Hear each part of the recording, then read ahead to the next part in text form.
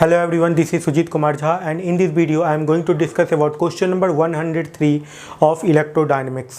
देखिए इस क्वेश्चन में ऑथर क्या करना चाहते हैं. The space between the plates of parallel plate capacitor is filled consecutively with two dielectric layer 1 and 2 having the thickness d1 and d2 and the permittivity epsilon 1 and epsilon 2. Actually में relative permittivity दिया हुआ है respectively. The area of each plate is equal to S. Find the capacitance of the capacitor, the density sigma dash of the bound charge. bound charge एक बहुत important term आया यहाँ पे, bound charge. तो bound charge को पहले आपको समझना होगा कि बाउंड चार्ज क्या होता है. उसके बाद इस क्वेश्चन को आप यदि खुद बनाना चाहते हैं तो बना सकते हैं, नहीं तो मैं तो यहाँ पे बता ही रहा हूँ, ये समझ सकते हैं आप. Sigma dash of the bound charge on the boundary plane if the voltage across the capacitor is equals to V and the electric field is directed from layer 1 to layer 2. सही है. देखिएगा ये कैपेसिटर है, ठीक है. इसके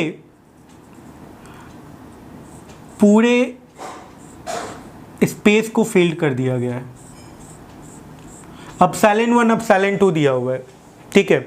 मैं K1 और K2 लेकर के चलता हूँ, K1 और K2, ठीक है.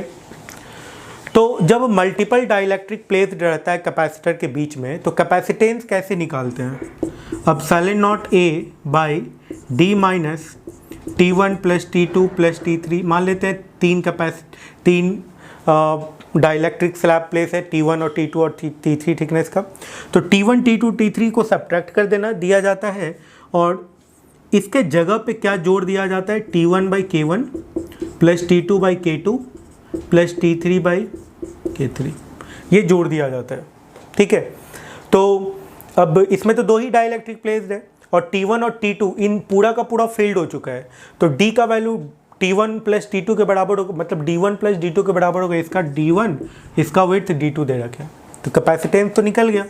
तो एप्सिलॉन नॉट A बाई, ये तो कैंसिल आउट हो गया ना, ठीक है. D minus D1 plus D2 plus D1 by K1 plus D2 by K2. अब एप्सिलॉन 1 एप्सिलॉन 2 पुट कर दीजिएगा जैसे कि बुक में दिया हुआ है, ठीक है. तो D1 प्लस D2 जो है D के बराबर था, कट गया, पूरा का पूरा फील्ड हो चुका था. तो कैपेसिटेंस आ गया एप्सिलॉन नॉट A, ठीक है, D1 by K1 plus D2 by K2. ये कैपेसिटेंस आ गया, ठीक है. तो इसका जो फर्स्ट पार्ट है बन गया. सेकेंड पार्ट जिसमें बाउंड चार्ज कैलकुलेट करना है, ये देखिए, ये इंपॉर्टेंट है, समझिएगा. सबसे पहली बात कि डाइलेक्ट्रिक स्लैब पे चार्ज होता कितना है. ये मान लीजिए कि डाइलेक्ट्रिक स्लैब है, एक डाइलेक्ट्रिक स्लैब है. इस पैरेलल प्लेट पे यहाँ पे प्लस Q चार्ज प्लेस्ड है और यहाँ पे माइनस Q चार्ज प्लेस्ड है. और डाइलेक्ट्रिक स्लैब पे मान लेते हैं कि plus Q small Q charge placed है. यहाँ पे प्लस है तो इस सरफेस पे माइनस चार्ज होगा, है ना. इस सरफेस पे क्या होगा, माइनस चार्ज होगा और इस सरफेस पे क्या होगा, प्लस चार्ज होगा, है ना. तो इस पे माइनस Q इस तरफ और इस पे प्लस Q चार्ज एज्यूम कर लेते हैं, ठीक है. ऐसा हमने एज्यूम कर लिया है. अब इस पॉइंट को समझिएगा कि माइनस Q का वैल्यू प्लस Q के टर्म में, स्मॉल Q का वैल्यू कैपिटल Q के टर्म में कितना आता है. इसका परमिटिविटी, रिलेटिव परमिटिविटी का वैल्यू हम लोग K एज्यूम कर लेते हैं. देखिएगा, यदि ये स्लैब नहीं रहता तो इलेक्ट्रिक फील्ड कितना क्रिएट होता, sigma by epsilon not create होता. यदि ये नहीं रहता तो ओके, ये प्लेट के कारण इलेक्ट्रिक फील्ड होता, sigma by epsilon not. Okay, अब समझिए कि यदि ये है तो कितना electric field, net electric field कितना क्रिएट कर रहा है. इसके अंदर नेट इलेक्ट्रिक फील्ड कितना हो जाता है, that is equal to sigma by K epsilon naught. Dielectric constant से डिवाइड हो जाता है, ये इलेक्ट्रिक फील्ड हो जाता है, ठीक है, नेट इलेक्ट्रिक फील्ड. ओके, तो ये जो स्लैब है, इस स्लैब पे इधर पॉजिटिव चार्ज है, इधर नेगेटिव चार्ज है. तो स्लैब इस डायरेक्शन में इलेक्ट्रिक फील्ड क्रिएट कर रहा है, ठीक है. प्लेट इस डायरेक्शन में इलेक्ट्रिक फील्ड क्रिएट कर रहा है. देखिए, स्लैब इस डायरेक्शन में इलेक्ट्रिक फील्ड क्रिएट कर रहा है और प्लेट इस डायरेक्शन में इलेक्ट्रिक फील्ड क्रिएट कर रहा है. और इन दोनों का जो समेशन है वो नेट इलेक्ट्रिक फील्ड है. है ना, ऐसा कुछ है। तो यहाँ से आपको साफ पता चल रहा है कि ये स्लैब, डाइलेक्ट्रिक स्लैब कितना इलेक्ट्रिक फील्ड क्रिएट कर रहा है, ये पता चल जाएगा ना यहाँ से। बहुत आसान है, कुछ है नहीं इसमें। देखिए, तो नेट इलेक्ट्रिक फील्ड जो प्रोड्यूस हो रहा है, ये net electric field sigma by K epsilon naught के बराबर है। और ये नेट इलेक्ट्रिक फील्ड कैसे निकल रहा है, प्लेट के कारण electric field minus dielectric slab के कारण electric field, and that is equal to sigma by K epsilon naught. और तो डाइलेक्ट्रिक स्लैब के कारण इलेक्ट्रिक फील्ड कितने के बराबर निकल गया, प्लेट के कारण इलेक्ट्रिक फील्ड जो कि सिग्मा बाई एप्सिलॉन नॉट है, और डाइलेक्ट्रिक और नेट इलेक्ट्रिक फील्ड कितने के बराबर है, sigma by K epsilon naught के बराबर है। डाइलेक्ट्रिक को इधर, electric field due to dielectric को इस तरफ ले आया, इसको इस तरफ ले आया, ऐसा कुछ हो जाएगा। तो यहाँ से sigma by epsilon naught common आ जाएगा, 1 माइनस 1 बाई के आ गया। ये इलेक्ट्रिक फील्ड किसके कारण आ गया, डाइलेक्ट्रिक के कारण आया है, sigma by epsilon not into 1 minus 1 by के, ऐसा कुछ आया है। ठीक है, तो डाइलेक्ट्रिक का सरफेस चार्ज डेंसिटी मान लेते कि सिग्मा डैश है। ठीक है, तो sigma dash by epsilon not कितने के बराबर आ गया, sigma dash by epsilon not, sigma by epsilon not into 1 minus 1 by के। तो एप्सिलॉन नॉट कट गया, तो यहाँ से सरफेस चार्ज डेंसिटी कैलकुलेट हो जा रहा है। ये सरफेस चार्ज डेंसिटी किसका है, स्लैब का, डाइलेक्ट्रिक स्लैब का सरफेस चार्ज डेंसिटी जो है वो कितने के बराबर गया, सिग्मा इंटू 1 माइनस 1 बाई के, है ना। और ये सिग्मा डैश स्लैब पे का सरफेस चार्ज डेंसिटी है, सिग्मा प्लेट का सरफेस चार्ज डेंसिटी है। ओके, अब आते हैं इंपॉर्टेंट पॉइंट पे। ये बाउंड चार्ज की बात जो कर रहे हैं बाउंड्री पे, ये एक्चुअल में क्या है देखिएगा, समझिएगा इस पॉइंट को। ये सरफेस चार्ज डेंसिटी इतना कुछ होगा, ठीक है ना, ये इंपॉर्टेंट है। अब देखिए बाउंड चार्ज की बात जो कर रहे हैं ये क्या है, ठीक है। देखिए बाउंड चार्ज आपको हम सिखा रहे हैं, देखिएगा। जैसे मान लीजिए कि ये दो प्लेट है, पैरेलल प्लेट कैपेसिटर का ये दो प्लेट है, और इसके बीच में डाइलेक्ट्रिक स्लैब जो प्लेस्ड है, ये दो डाइलेक्ट्रिक स्लैब प्लेस्ड है, एक ये डाइलेक्ट्रिक स्लैब प्लेस्ड है, एक ये डाइलेक्ट्रिक स्लैब प्लेस्ड है। ओके, समझिएगा, ये जो डाइलेक्ट्रिक स्लैब होगा इसका सरफेस चार्ज डेंसिटी ये यदि प्लस है तो ये माइनस होगा, ठीक है, और ये माइनस है तो ये प्लस होगा। ओके, ये फर्स्ट है, ये सेकंड है। तो फर्स्ट वाले का जो है देखिएगा, समझिएगा, यहाँ पे इंपॉर्टेंट पॉइंट है। फर्स्ट वाले का ये माइनस हो गया और ये प्लस हो गया, ठीक है।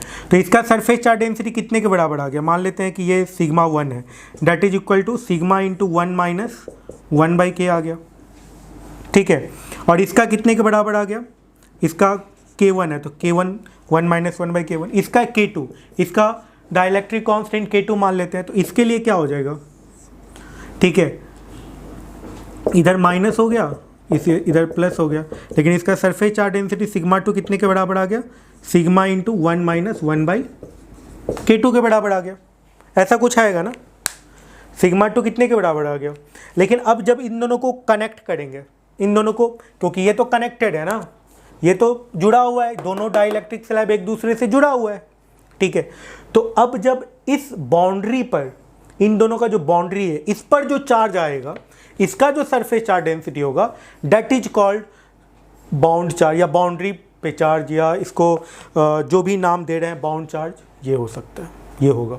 क्लियर है ये पॉइंट। तो ऐसा कुछ होगा, तो इस पर जो बाउंड चार्ज का जो वैल्यू आएगा वो कितने के बराबर आएगा। देखिए इस पे प्लस चार्ज है सिग्मा 1, इस पे माइनस चार्ज है, ऐड कर दिया तो सिग्मा 1 माइनस सिग्मा 2 हो जाएगा। तो बाउंड चार्ज का जो वैल्यू है, ठीक है, इसको सिग्मा डैश कर देते हैं, तो ये कितने के बराबर होगा, सिग्मा 1 माइनस सिग्मा 2 के बराबर होगा। सिग्मा 1 माइनस सिग्मा 2, यदि सिग्मा 1 माइनस सिग्मा 2 कीजिएगा तो ये कितने के बराबर आ गया। देखिए सिग्मा और सिग्मा कैंसिल, और सब्ट्रैक्ट कीजिएगा तो कैंसिल आउट हो जाएगा, तो ये कितने के बराबर आ जाएगा, sigma by K2 minus sigma by K1। तो सिग्मा आ गया बाहर और ये आ गया कितने के बराबर, K1 minus K2 by K1 into K2 के बराबर। ये आ गया बाउंड चार्ज का वैल्यू, बाउंड चार्ज का वैल्यू है ये, या इस प्लेन का सरफेस चार्ज डेंसिटी इसको कह सकते हैं। ठीक है, तो ये आ चुका है सिग्मा का वैल्यू, और सिग्मा का वैल्यू कितने के बराबर था। ठीक है, यदि ये सिग्मा का वैल्यू आप देखें तो सिग्मा का वैल्यू हम लोग ऑलरेडी कैलकुलेट किए हुए थे। ठीक है, ये किसका सरफेस चार्ज डेंसिटी, इसका। यहाँ पे क्या कनेक्टेड है, एक बैटरी कनेक्टेड है। ओके, तो ये क्या हो जाएगा, CV, इस पर जो चार्ज होगा वो कितने के बराबर होगा, CV बाई एरिया, ये सिग्मा हो गया। तो इसको लिख देते क्या, CV बाई एरिया, एरिया को S से डिनोट कर रहे हैं ना, तो ये हो गया K1 minus K2 by K1 into K2। और ये कौन सा कैपेसिटेंस, कैपेसिटेंस भी हम लोग ऑलरेडी निकाले हुए थे। कैपेसिटेंस का वैल्यू यदि आपको याद हो तो कैपेसिटेंस का क्या वैल्यू था, कैपेसिटेंस का वैल्यू देखिए यहाँ पे CV बाई एस, जो बाउंड चार्ज का वैल्यू आया वो कितने के बराबर आ गया है, CV by S K1 minus K2 by K1 into K2। Put कर देते हैं। देखिए C का वैल्यू हम लोग निकाले हुए थे, कितना था C का वैल्यू, यदि याद हो आपको तो C का वैल्यू था epsilon not A by D1 by K1 plus D2 by K2 था ना। अभी जस्ट इसी वीडियो में हम लोगों ने कैलकुलेट किया था C का वैल्यू। पुट कर देते हैं और बाउंड चार्ज का वैल्यू निकाल लेते हैं। तो बाउंड चार्ज का वैल्यू कितने के बराबर आ जाएगा, V बाई एस। ठीक है, और ये आ गया कितने के बराबर, epsilon not A K1 K2 by D1 K2 plus D2 K1, ये आ गया C का वैल्यू, इंटू क्या आ गया K1 minus K2 by K1 into K2, ये कैंसिल आउट हो गया। ठीक है, तो अब यहाँ से आ गया epsilon not A K1 minus K2 by into V by S D1 K2 plus D2 K1। ये आंसर है आपका, ये फाइनल आंसर आ गया है। Epsilon not A K1 minus K2 into V by S D1 K2 plus D2 K1। मिलते हैं next video में, question में 104 डिस्कशन कर लेते हैं। Thank you.